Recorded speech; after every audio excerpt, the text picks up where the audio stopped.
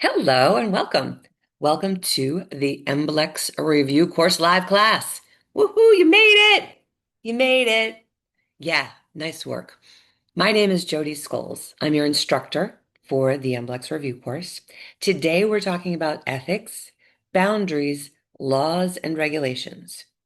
Now, when we study for the MBLEx, most of us think about anatomy, physiology, pathology, client assessment, benefits of massage. Well, there's two big categories. One of those categories is guidelines to a professional practice. The second category is ethics, boundaries, laws, and regulations. Between those two categories, you have 31 questions. 31 questions on your MBLEx have nothing to do with the body. Let's move into our lesson for today, remembering that at any point during this lesson, if you feel sleepy, if you feel tired, if you feel hungry, just breathe. Use that as a trigger to go ahead and breathe. Welcome to the MBLEx review course on ethics, boundaries, laws, and regulations. How do we know? How do myself, Tara, the team, how do we know what to put into your lessons for today? How do we know what you need to study? Well, we base it on a couple of things. First of all, is this important? Are ethics, boundaries, laws, and regulations even important? Well, yeah, it is. Because professional therapists rebook their clients. Ethical therapists rebook their clients. They build relationships with their clients. And the other part of ethics is that it's going to be 16 questions on your MBLEx. As I mentioned earlier, there are two categories: ethics, guidelines to a professional practice. Those two categories make up 31 questions on your MBLEx. Yeah. So yeah, it's important. How else do we know what to put in this lesson? We know because the Federation of State Massage Therapy Boards gives us a content outline. Here's what's on that content outline.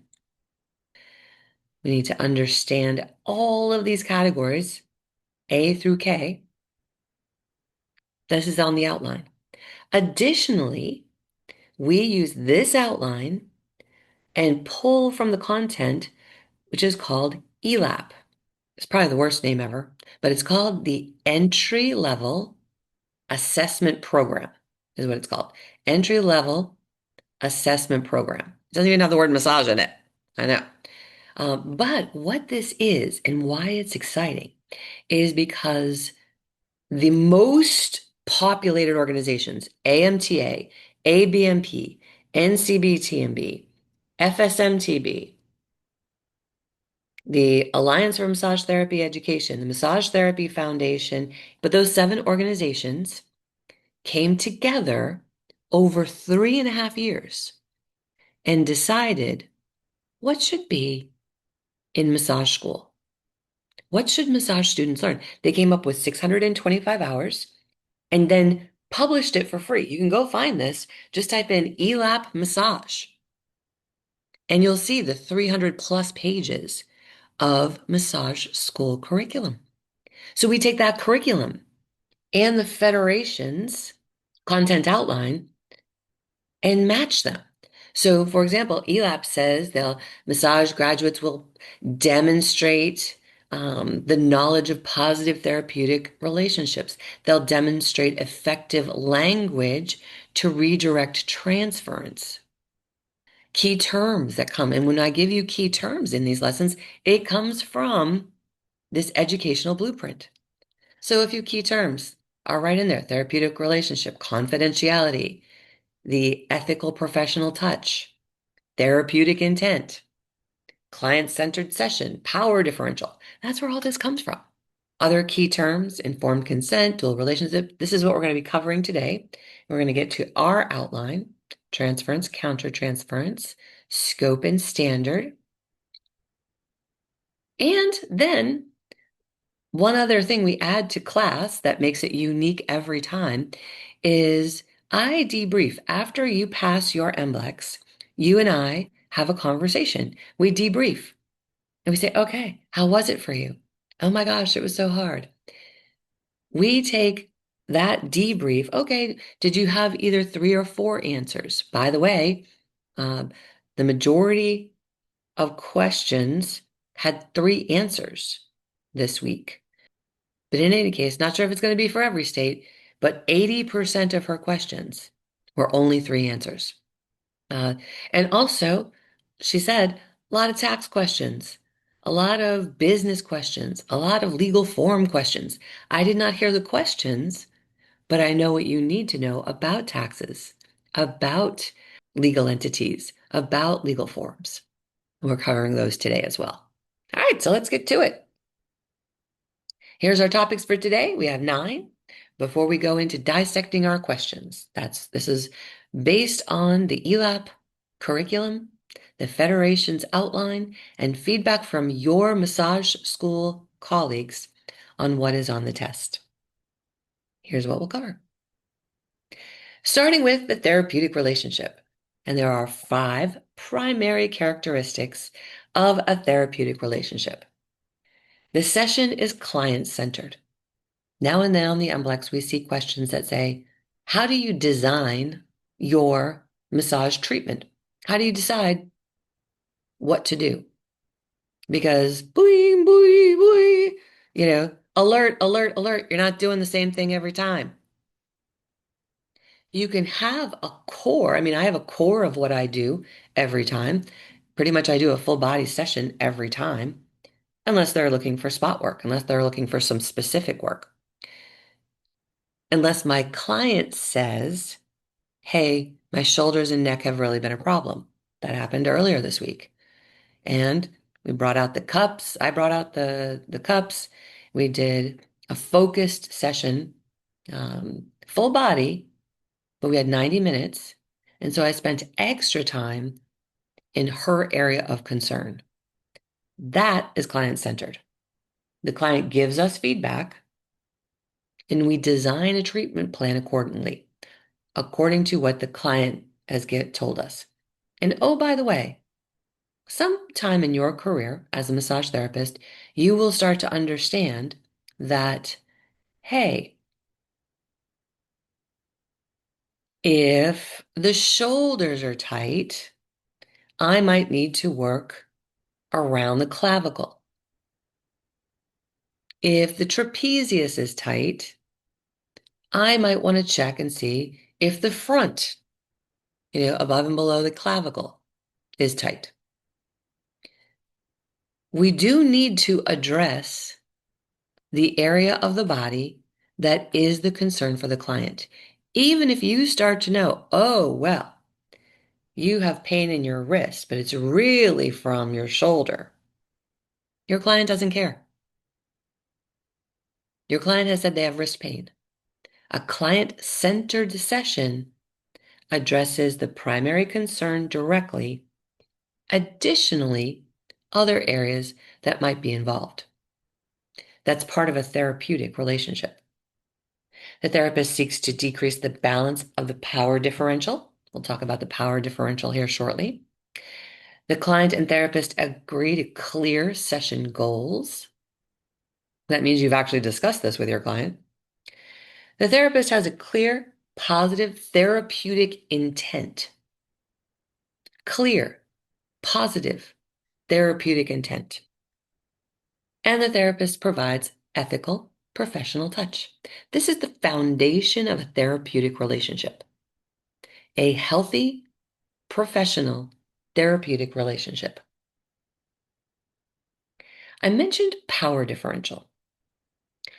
Power differentials happen in the classroom and in the treatment room.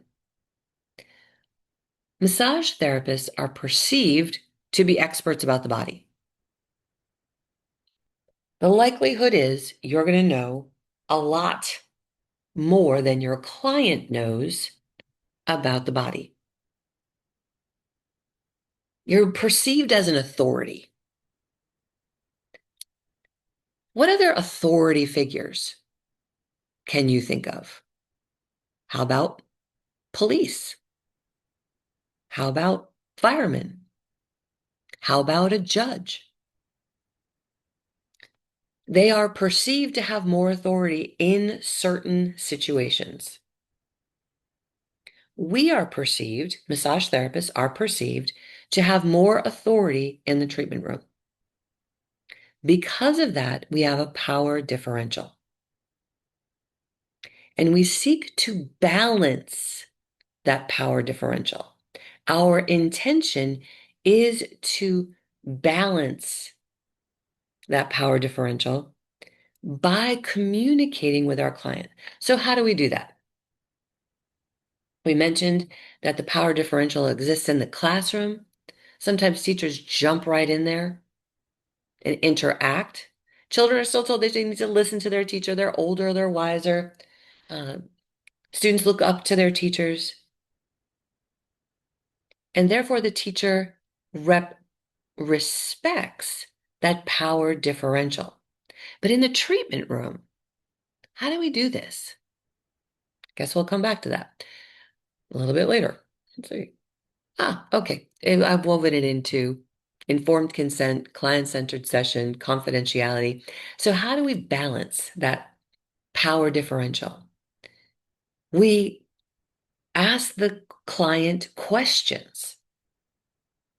And we ask that client questions way before they get on the treatment table.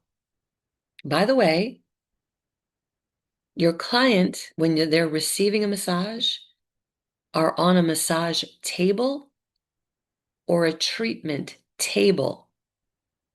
Lately, I've been hearing people call it a bed. It is not a bed. Beds are where you sleep. Beds are where you have sex. It is not a bed. In the United States, we call it a treatment table or a massage table. You're going to ask your client to get on the table. Keeps it more professional. So, how do we have the opportunity? When do we have the opportunity to ask the client questions? Let's take a look. How about this health intake form?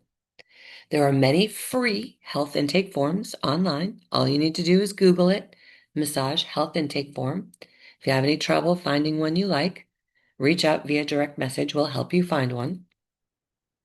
Every client on their first visit fills out a health intake form. Yeah. And we review it. We review it with them. Just going to take a peek into the chat.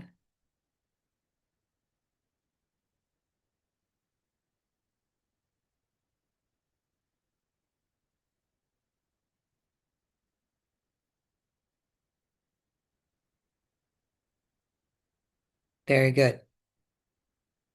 Glad you guys are communicating with each other. That's awesome. The other way that we communicate with clients is verbal consent. We have the health intake sheet that is written consent.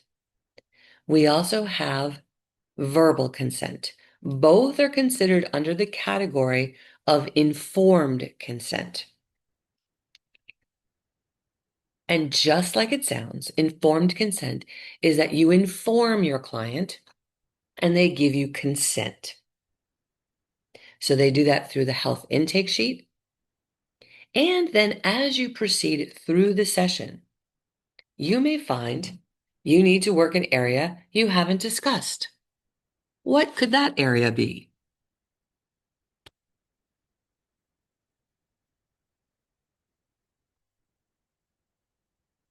Yes, the glutes, the butt.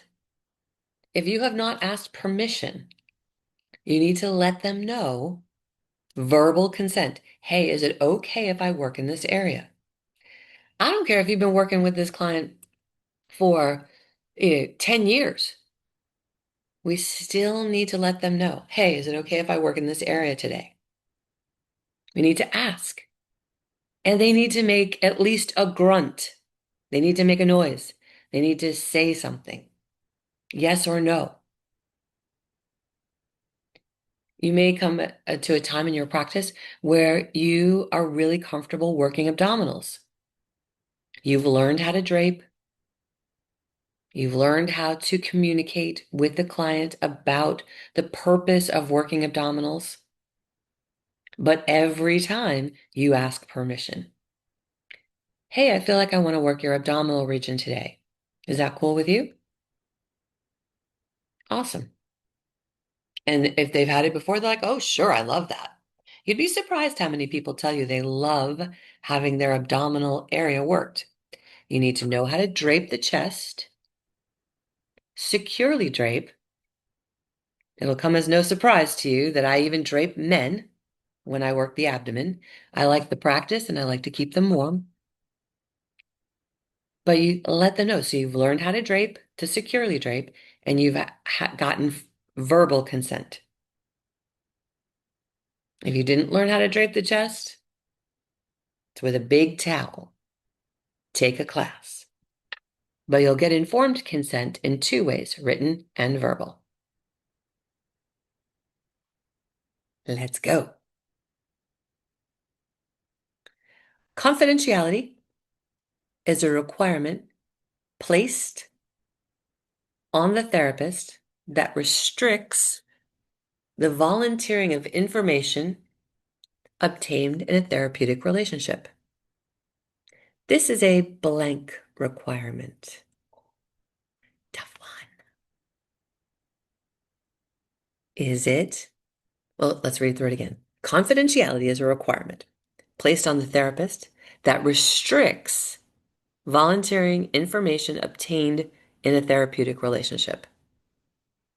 This is a blank requirement. Is it A, ethical, B, legal, or C, legal and ethical? We're going to get rid of one wrong answer. Do you know the answer we can get rid of right away? It's not only a blank requirement. Boom. It's not only an ethical requirement. Is it even an ethical requirement? Your choice. 3, 2, 1, go. Best answer. Zoom user. Yes. Amy and Edgar. Therese. Yes. Keisha, you nailed it. Raven and Samsung. Yes. Dora, Maria, Lek. Yes. Nana, good. Miss V. Uh-huh. Yes. Boom. It's a legal and ethical requirement. So if you said legal requirement, you are correct. But it's a legal and ethical requirement. So technically, this is a question with 3 right answers. We have to find the best answer. Okay. Tricky, tricky. Number 5. Good job. Yay. Nice work. So thanks for hanging in there through some tough material. So now, what do you do with this brand new knowledge? I would love it for you to go and apply it to the simulation exam. Look, guys, this isn't an easy topic, right? It goes all over the board. So go while this is fresh in your mind and take a simulation exam. We've got 2 different types of practice exams, remember. One gives you immediate feedback. The second simulates the MBLEx. So immediate feedback is a learning tool. It helps you to learn as you go along. But if you are preparing, if you're ready to prepare and see where you're at when it comes to the MBLEx, take the simulation exam. No feedback, no skipping questions, no going back and changing your answers, no looking up stuff. Go apply what we've just done. Take a practice exam. Yeah, see how it feels. Thanks so much for putting the time in. This is a tough test and it takes some energy. So Thanks so much for taking your time. My name again is Jodi Scholes. I'm your instructor for the MBLEx review course, and I'll see you again here next week.